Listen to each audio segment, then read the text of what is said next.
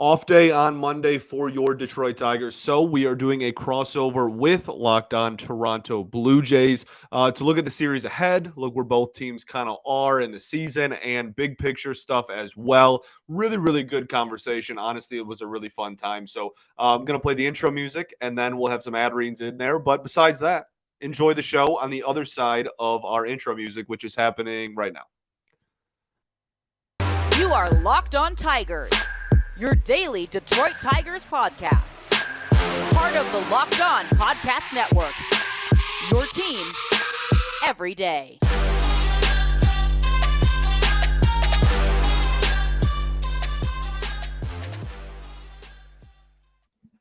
Hey, what's up? Okay, I lied. First, I have to tell you about our friends over at HelloFresh. You can skip trips to the grocery store and count on HelloFresh to make home cooking easy, fun, and affordable. That's why America's #1 meal kit is HelloFresh. Go to HelloFresh.com/MLB60 and use code MLB60 for 60% off of free shipping. Now, we're going to take you over a little alley-oop pass to the Locked On Blue Jays crossover that I recorded just a few hours before I'm recording this. So enjoy the show. It is a doozy.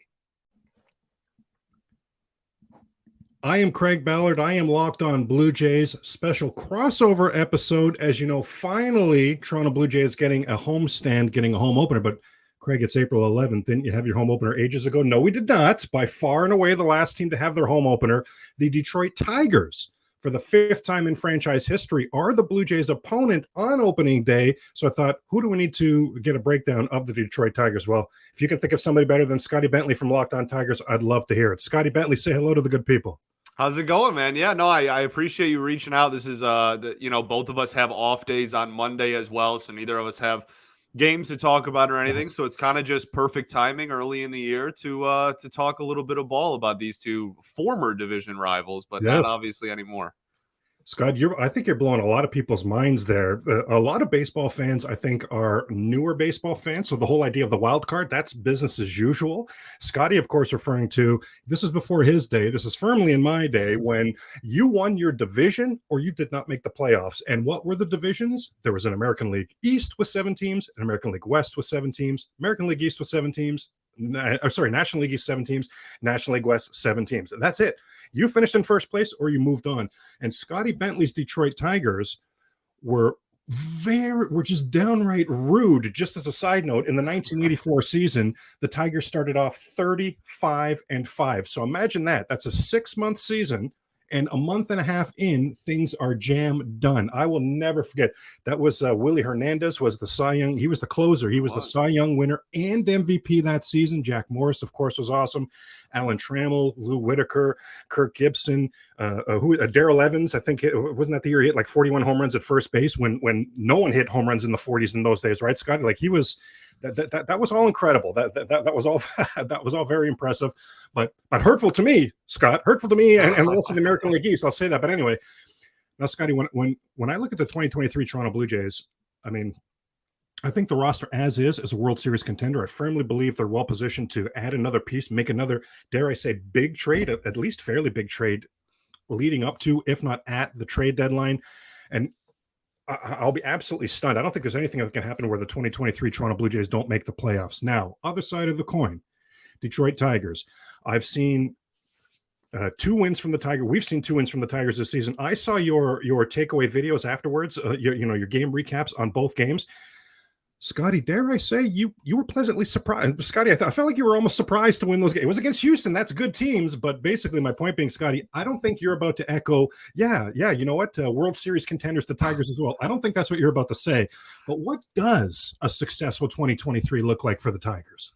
You know, that really is the $1 million question, because I think we're already – I say that already 9 games into the season, we're very well aware that this team is not going to – win a boatload of games. But I think in January, in February, in March, we were well aware of that. So that's not really new to anybody. It's just as frustrating. But that part of it's not really new. I think we all kind of knew our expectations and limitations coming into the season. But in our season preview, my takeaway from, or my opinion rather, of a successful season was just answering some questions for this team. Like we had a 2021 where this team almost went 500 and played like well above their pay grade. And if it wasn't for a horrible April, would have been over 500. And then they added pieces and called up top prospects. And 2022 was supposed to be this great year, and it was absolutely horrible.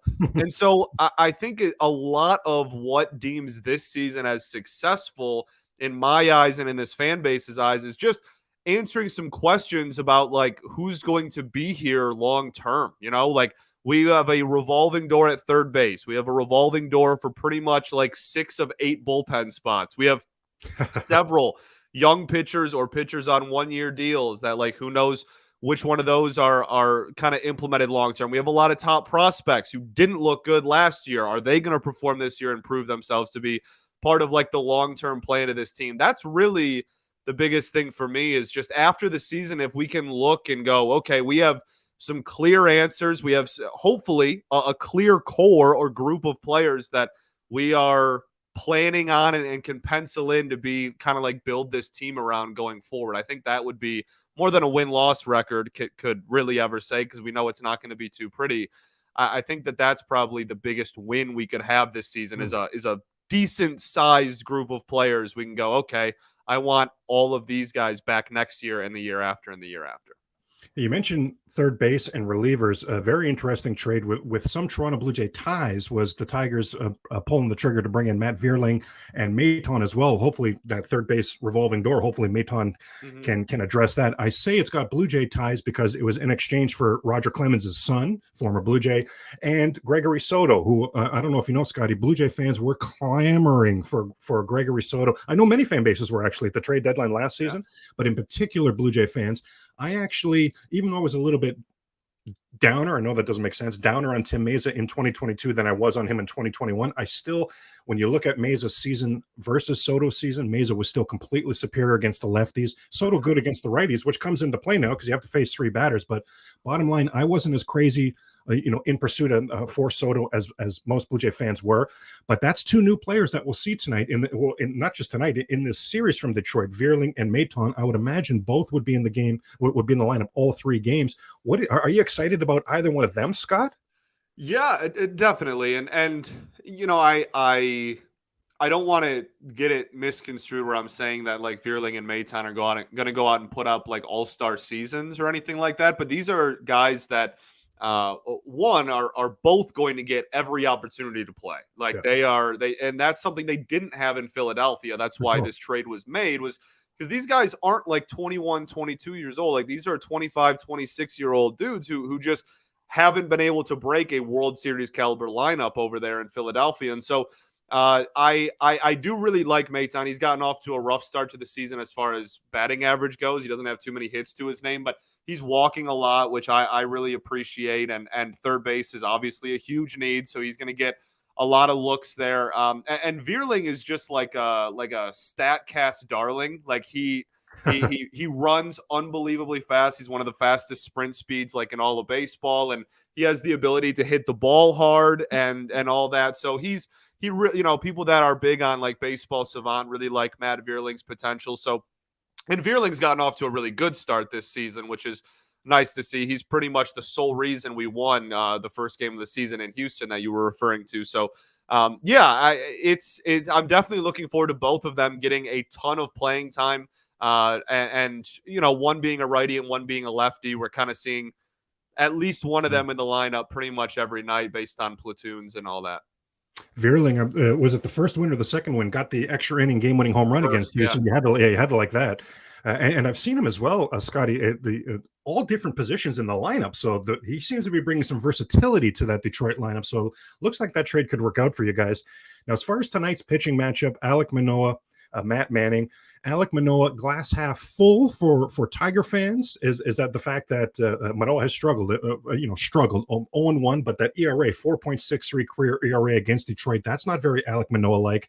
Last year in the same ballpark, Detroit beat Alek Manoah. Yeah. That's the end of the glass half full from the Tigers side, Scotty, because there is some glass half full from the Blue Jays side.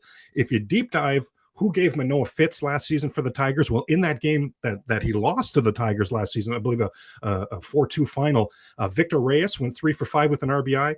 He's in Chicago. Harold Castro had 2 RBIs. He's in Colorado. The other Castro, Willie Castro, had the home run.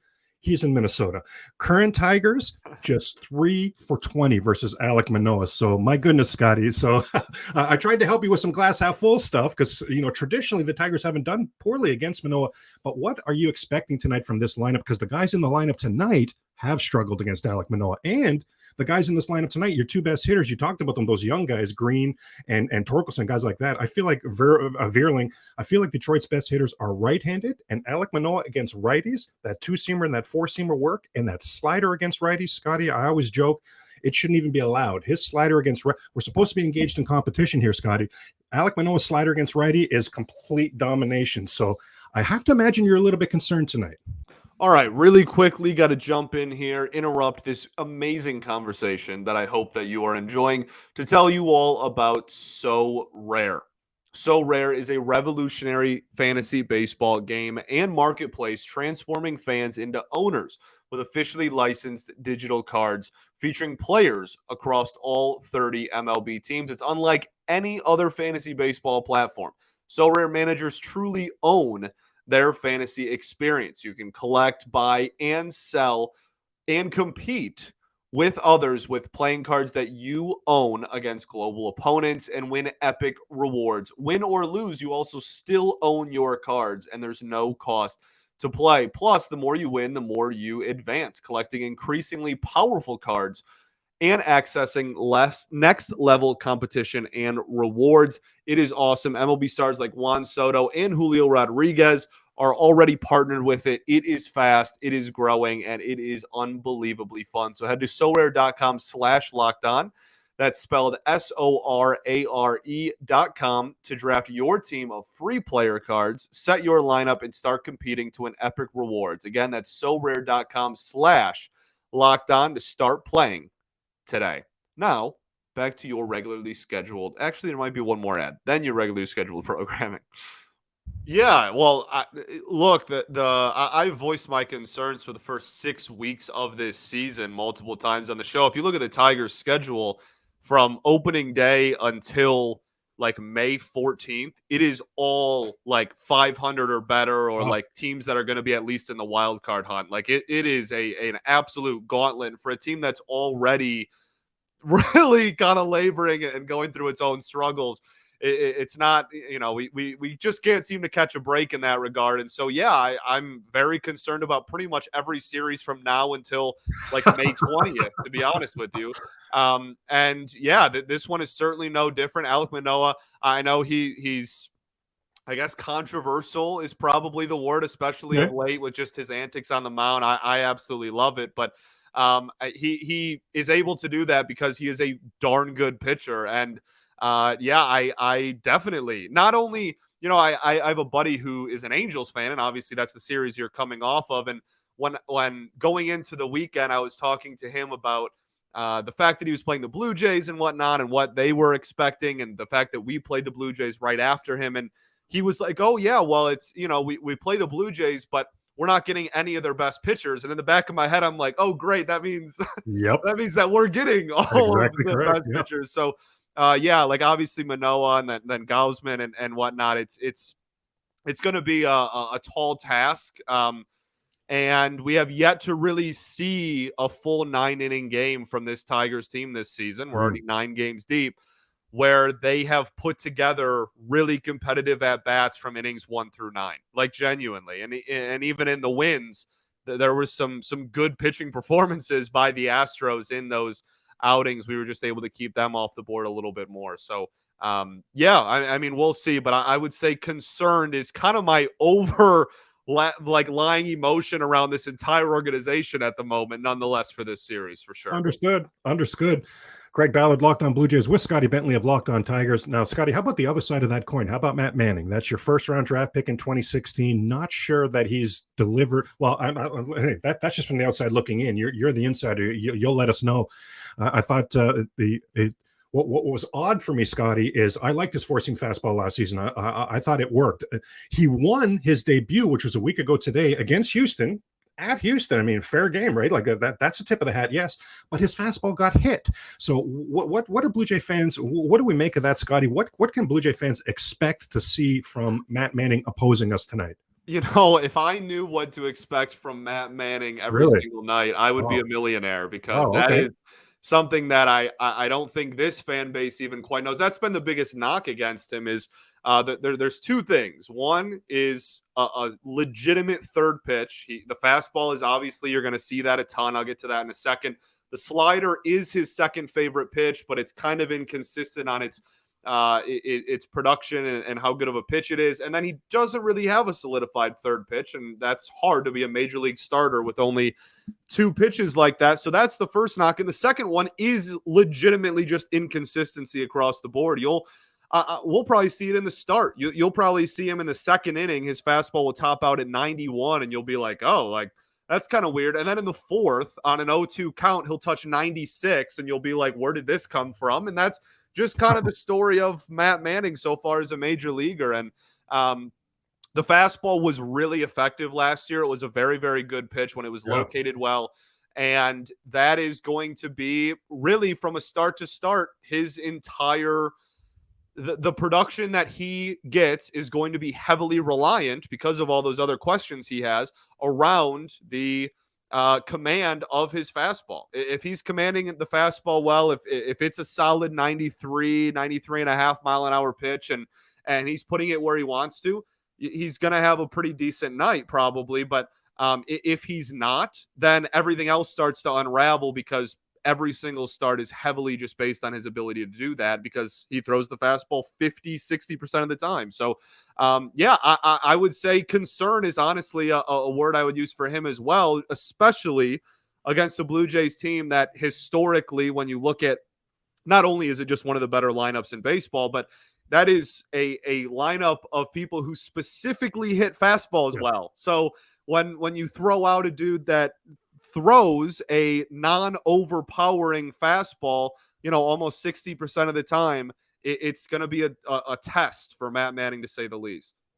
And who would you say, Scotty, from a Tigers fan standpoint, Bo Bichette's a household name. He's 1 for 3 with a double against Manning. Slim Daddy Vladimir Guerrero Jr. 2 for 3 with a double against Manning. But who would you caution your fellow Tiger fans? Say, hey, I get the headline guys, George Springer at the top of the lineup. I get it. But hey, after you've gone through that gauntlet, Matt Manning better be careful of a couple of these guys as well. Who are some other hitters in this Blue Jay lineup that you, from the outside looking in, have your eye on?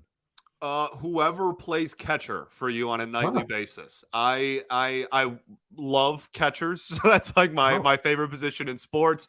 And the offseason, when you guys were wheeling and dealing at the catcher position, obviously, we said on our show that, you need bats and you have a plethora of young pitching. Could there be a deal lined up where we gave the Blue Jays some young pitching help and they gave us one of the catchers? Obviously, that didn't happen.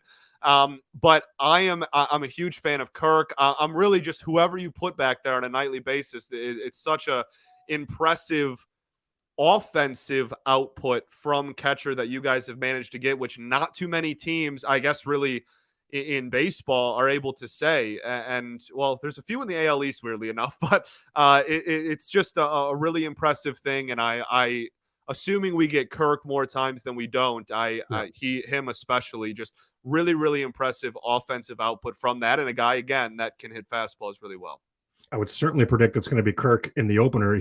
That will be his 40th time catching Manoah. Jansen's only caught him 4 times, and it's not like Manoah blew up in those. I don't, to be totally honest with you, Scotty, I don't really know why Kirk and Manoah have become such a marriage, but whatever. Really fascinated to hear an outsider that's as knowledgeable of the game as you are, Scotty, comment on the Blue Jays catchers, because I'll tell you, knee deep, being so into the Blue Jay catcher right now, we're really noticing a lot, at least I am. Maybe I'll just speak for myself. There's been some struggles. Kirk struggled in the second half last season. Jansen has been really sick lately, so you've boosted my spirits a little bit, getting me feeling a little bit better about the catcher spot. And you're right, Tarek Skubal was a guy I mentioned a lot, tied to the Blue Jays a lot in the offseason, if the Blue Jays and Tigers could get together on a Gabby Moreno trade. So you're exactly right about that. Now, with Scott Bentley from Locked On Tigers, we've taken a look at the home opener, the matchup. Now going through the rest of this series, so Scott, in the middle game, and you touched on this a little bit earlier, you guys will face Kevin Gausman. Blue Jays will face Eduardo Rodriguez. No stranger to Erod with the unbalanced schedule for so many years. He was a Boston Red Sox. The Toronto Blue Jays, I have no explanation for it, Scotty. It's the reason for the bald head, how badly they've done against lefties the last couple seasons. Because this season, there's balance in the lineup, but all the way up to this season, it's been all right-handed hitters. So how are they so bad against lefties? I don't know. Erod was one of the lefties that the Blue Jays did have success against. His ERA is about 5.5 against the Blue Jays. Now, it's about 4.68 at Rogers Center, so a little bit better, sure. But at least on paper, Scotty, I think we're on the same page where this is pitching matchup advantage Toronto Blue Jays.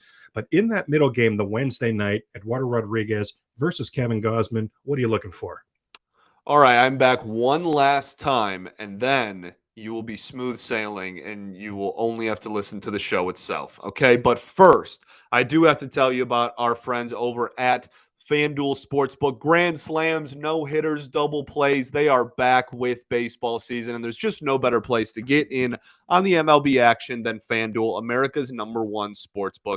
That's because right now, new customers can step up to the plate with a no-sweat first bet up to $1,000. Just go to FanDuel.com/lockedon to sign up, place your first bet, and get up to $1,000 back in bonus bets if it doesn't win.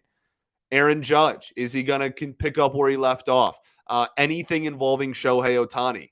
Are the Tigers going to win another game this year? All very valid questions. So don't miss your chance to get your no-sweat first bet up to $1,000 when you join FanDuel today. Just go to FanDuel.com/lockedon to sign up. FanDuel, an official sports betting partner of Major League Baseball. Okay, now there might still be one more ad. Then we're done. Okay, then it's just only the episode from here on out. It's a really, really good show. I hope you guys are enjoying the conversation. And hopefully we can pick up some wins in Toronto. Okay? I'll see y'all tomorrow. Erod to have a good start. Like it really is as simple as that. There's been so much turmoil and controversy and stuff surrounding Erod. And it's really unfortunate because it has to do with last season, just going back home and not picking up the phone and just kind of like going MIA for like 3 or 4 months in the middle of the season. And Wow. so he got off to a slow start. Then he got hurt. Then he finished his rehab assignment and then was gone until August. And when he came back, he was fine. But at that point, the season was over. It was too little too late. No one even cared. And so far this season, he's had a couple of starts under his belt.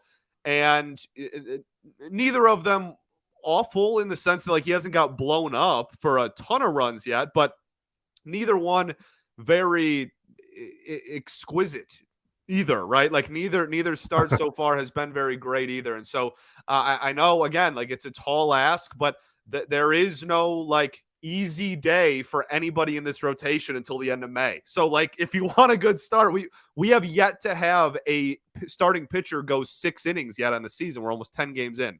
So I would like the ace. I know he's not an ace probably on a playoff contending team, but our ace who's getting paid more money than anyone else in the rotation to go out there and just have a solid start for the love of everything. He was your opening day starter, yes, this season? Yeah. Yep. Yeah, so and certainly, last year, that's 2 years in a row. there you go. Yeah, there you go. Things expected. Certainly brought him in on that free agent contract. Absolutely, yes.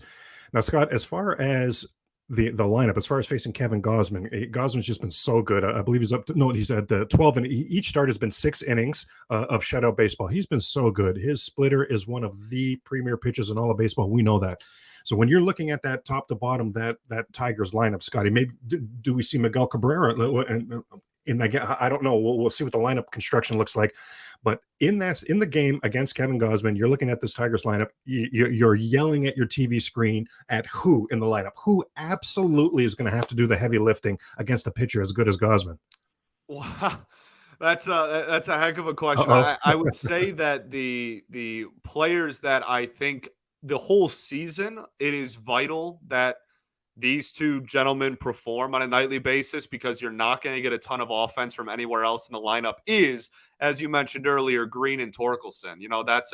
That's a duo that lately they've been playing up in the lineup together. Mhm. Green been batting second a lot this season. Torkelson been batting 4 or 5 a lot this season. And Tork's hitting the ball hard, and Green has gotten off to a pretty decent start as well. So if they are to produce, it's going to have to be based around those two at the top or heart of the lineup doing something.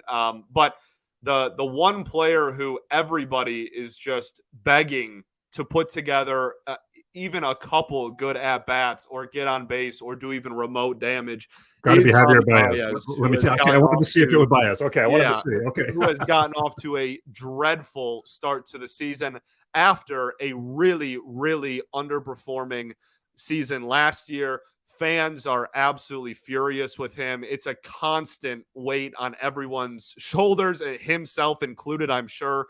Uh, Everybody is all up in arms about Javi's production since becoming a Tiger, and this year he had 2 hits on Sunday, and going into that game, I think he only had 3 hits on the season. So we are just begging for Javi to step up and be that player that we paid him to be. So I guess that's probably the one. If you're asking who I'm yelling at my TV about, Okay. it's probably Javi Baez. But if you're asking me which player or 2 players do I expect the production to come from if we want to sneak in a win, it's going to have to be one of the 2 kids.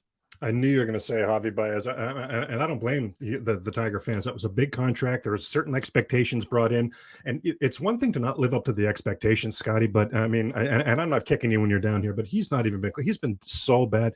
Javi Baez is a guy right now, and for a while that I've seen as such an easy out. And I hate to say that you No, do you're not have right. to throw a pitch in the strike zone to him, and he'll.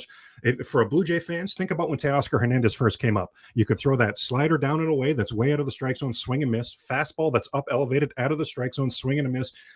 Break off that slider down and away out of the strike zone. 3 pitches, none of them were even close to the strike zone. But there's Teoscar Hernandez walking back to the dugout because he struck out swinging. That's what I've seen from Javi Baez. And if I'm seeing that from the outside looking in, then Tiger fans, I know you're living it, Scotty. So no, I do hear you there.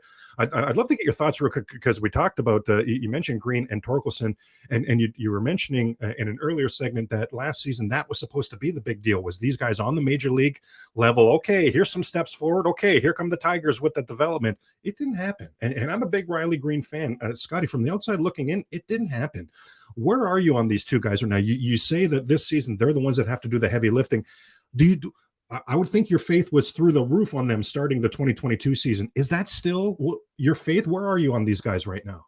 Riley Green, it's going to be really hard for my faith to ever waver on him. Wow. I really do think that he is the truth, and he's going to be fine and going to be one of the key players to this team throughout the hopefully uptick in this rebuild that we are praying is soon. I really do like Riley Green is an unbelievable talent, and I fully expect him to be a big part of this team for the foreseeable future, hopefully the next decade plus or whatnot.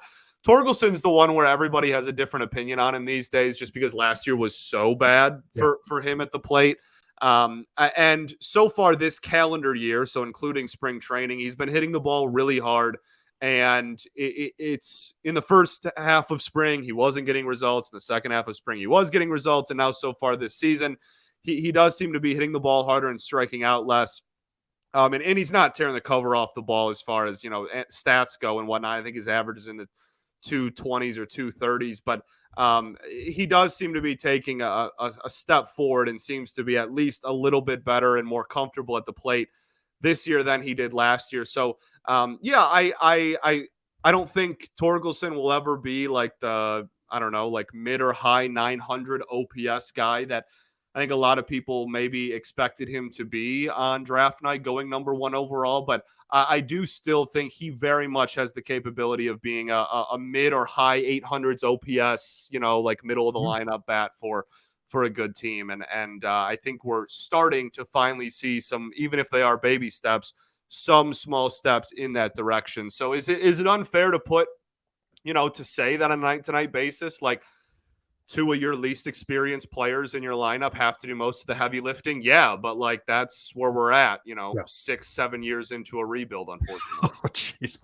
Well, we lived through the JP Ricciardi 3-year plan, which about 7 years later after he was fired didn't work out. So Right. I do feel some of your pain there, Scotty. I do feel some of your pain.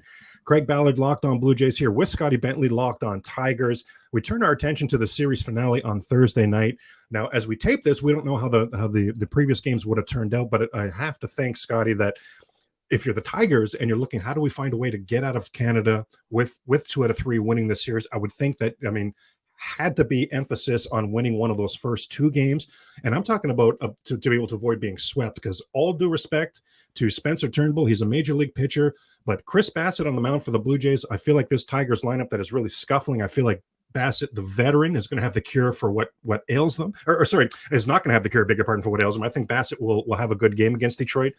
And Scotty, I just can't see Spencer Turnbull putting a good outing, fourth here, putting enough good innings together to even get through. I'm going to say he doesn't even get through 5, Scotty. I'm concerned for your Tigers in this one. I think the Blue Jays lineup against Spencer Turnbull, this one might get ugly. Where are you on the Thursday night game? Yeah, well, Turnbull is an interesting case, because at his best, pre Tommy John, he was pitching like crazy. He was doing really well. Obviously, the no-hitter, like he looked absolutely incredible. And then Tommy John happens, and so far, 2 starts back from TJ, having not pitched a major league regular season game in like a year and a half. It's the stuff is still there, and like the velocity is back, like completely. It's just honestly a really similar thing that kind of ailed him before Tommy John, which is the command is just very sporadic. Like on a pitch to pitch basis. There was one start, I think it was his second start of the season, where I was watching with a buddy of mine, and I literally looked at him and I was like, I don't think anyone in the park knows where any pitch is going for like every single time he throws the ball, like including the pitcher and catcher. Like it was which is a problem.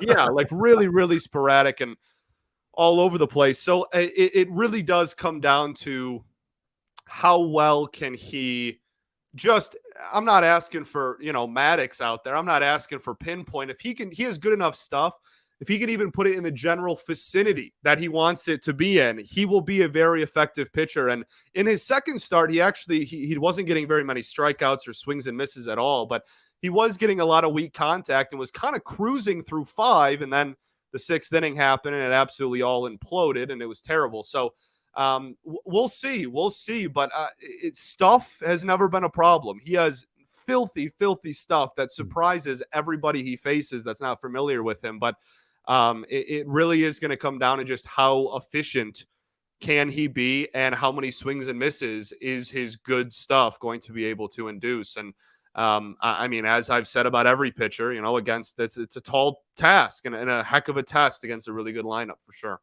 Anything else from the series you want to touch on?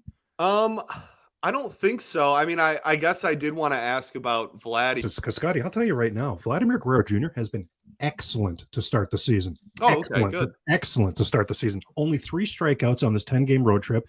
Did not expand his strike zone at all. Barely any swings and misses. Was taking his walks. He's got about upwards of 10 of the hardest hit. It went, way over 100 miles per hour on the list of hardest hit balls of the season. His name is peppered up there. Matt Chapman's name is peppered up there. Scotty, he's been very, very good. I'm a firm believer in the moves that the Blue Jays made at the trade deadline and this offseason to really add flexibility and depth to the lineup. But I firmly believe that the heavy lifting of this offense still has to be that top 3 in the order: George Springer, Bo Bichette, Vladimir Guerrero Jr. None of those 3 from a 92-win team last season. None of those 3 had seasons even on par with their average season, let alone for a guy like Bo and Vlad at their age, who you'd think would take steps forward. Did not happen. Vlad himself said that he said recently, he talked about this actually a few times in spring training, that when he came to the team last season in 2022, it did bother him a little bit that the video game season he put together in 2021 didn't even earn one first place vote for MVP. Said there's no way I was the MVP over Shohei, but to not even get one first place vote really surprised me, stuck in my craw a little bit, if I'm being honest, upset me a little bit. So he was coming into 2022 looking to be better than the video game performance he had in 2021. And then, of course, Scotty, as you've seen, as we've all seen many times, when you don't get off to that start, that's going to lead to that. You already have this incredibly lofty goal. You don't get off to the start you're looking to get to. Now you're chasing all these numbers. And we saw Vlad time and time again trying to hit that 5-run home run, trying to get 3 doubles in one at bat, like just trying to do way too much.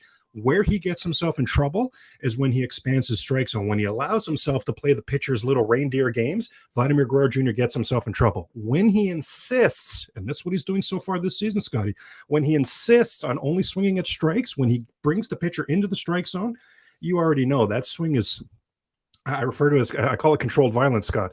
It's controlled violence. It is such a whip. It is so powerful through that strike zone. He's just doing so much damage. And last season, his approach at the plate, things really went south on him. He was going up there, mid to the end of the season, looking for one pitch, period. I don't mind going up there looking for a pitch, but there can't be a period, Scott. It's got to be a question mark. I'll go up there looking for that 4-seamer, or not question mark, a comma. I'll go up there looking for the 4-seamer, comma, but I'm not going to sell out to it because I'm going to be ready. What if he flips up a curve that just sits there and is looking to get dealt with? So he was letting all these things go right down the middle if it wasn't exactly what he was looking for. This season, and I think the addition of Don Mattingly has really helped him between the ears because his situational hitting is so much more improved. And just his approach at the plate, he's back to being that Vlad that we saw his entire time coming up through the minor leagues, insisting on only swinging at strikes. And when he swings at strikes, Scotty, superstar, absolute superstar. So it's funny that to have someone on the outside looking in saying, "Hey, is Vlad?" Because maybe the number, but the numbers are pretty good still. But no, I can tell you, they are. Yeah, they are. They are for sure. I think it was a combination of opening series and then obviously last season that was a big discourse which you touched on, so we don't have to go back into it. But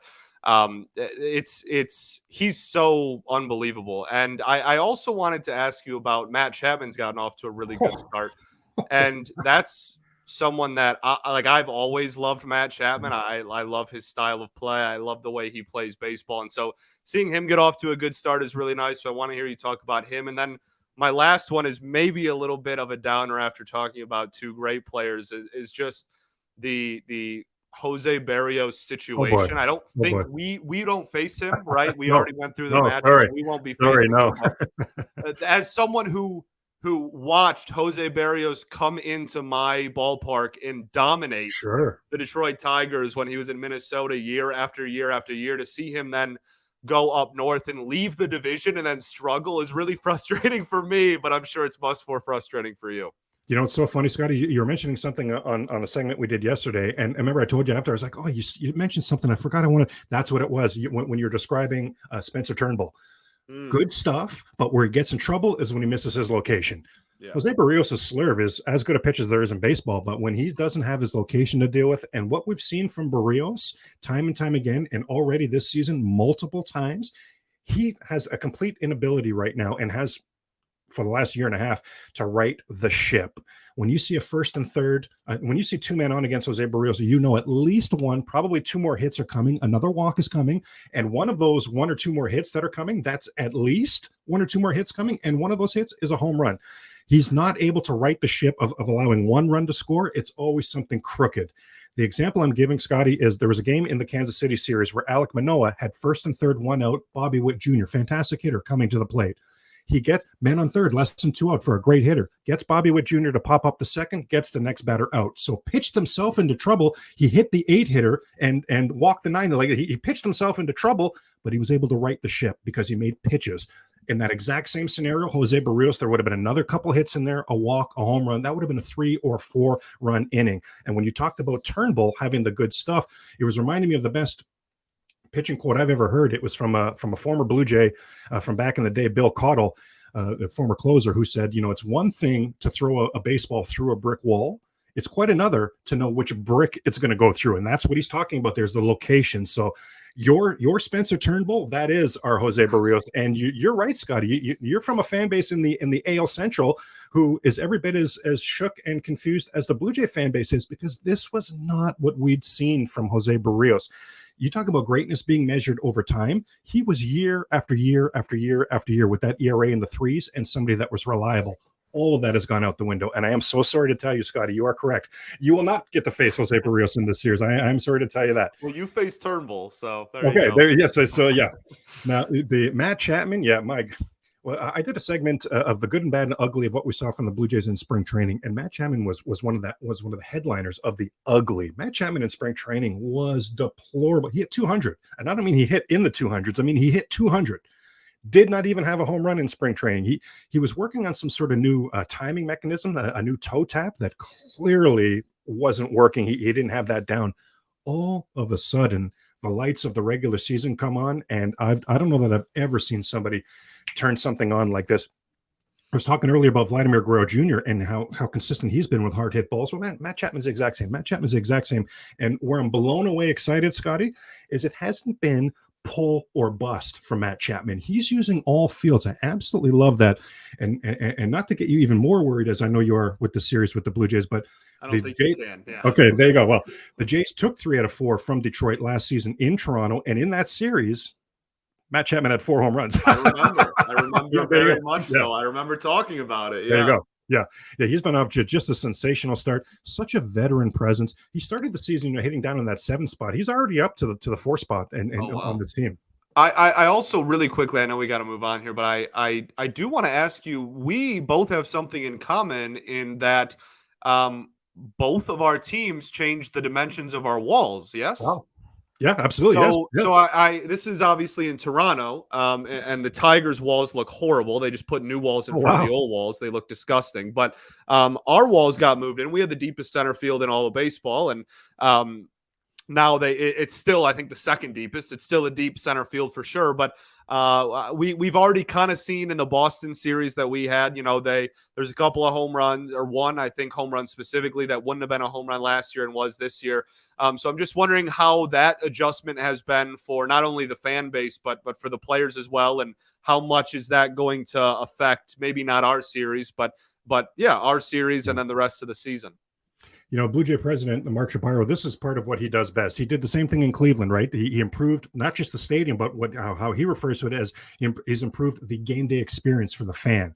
So as we tape this right now, it hasn't opened officially, right? The opening day is coming up. Yeah, home opener, I guess. Yeah, fair. But we've seen all the walkthroughs and the computer, and we've seen all that to know it looks like from a fan standpoint, this is going to be 2 thumbs way up.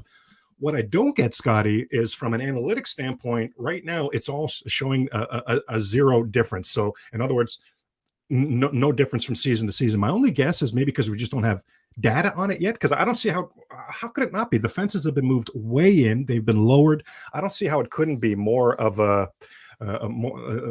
more home runs going on, especially that right center field has come way in. I think it could end up being almost like a launching pad out there. No, I mean, it is true that it's the same for both teams, right? So as far as an overall advantage, that's going to have to play itself out. Where I am excited, Scotty, is this Blue Jays schedule early on is insanely road heavy. It's unbelievable. Now, of course, that has to work itself out in the wash, right? So the second half, the home schedule is very favorable. So if there is an advantage that a team can get from these shortened walls, by the second half of the season, the Blue Jays would have figured that out, and they were already a very good home team. So I'm hoping that these moved-in fences, these new dimensions, take this from being a good home team to a great home team. As a side note, Scotty, I honestly wonder if Chris Bassett would have been as eager to sign with Toronto if he had known, because Chris Bassett's a fly ball pitcher who's already giving up a lot of home runs, moving into a new home ballpark, or they've moved. The outfield defense has improved, right? You're talking about Varsho and Kiermaier. The defense itself has improved. But if that's a fly ball, 370 feet where that fence is now 369, what defense? That's a home run. So I actually wonder about Bassett in the new stadium. Yeah, for sure. Well, that was really one of the things I definitely wanted to touch on, because it's not, we both have that very much in common, and it's not too often that we kind of both fan bases hearing this will understand the new dimensions conversation. So yeah, that's fascinating. But yeah, I totally forgot that this is your home opener as well. So I guess we'll all experience the new dimensions together. Yeah. Be downright rude of your Tigers, Scotty, if you guys are the first ones to hit a home run in this new ballpark, by the way. Just putting that out there. Just putting that out there. Fair. It's I wouldn't worry about it, but we'll see. We'll see.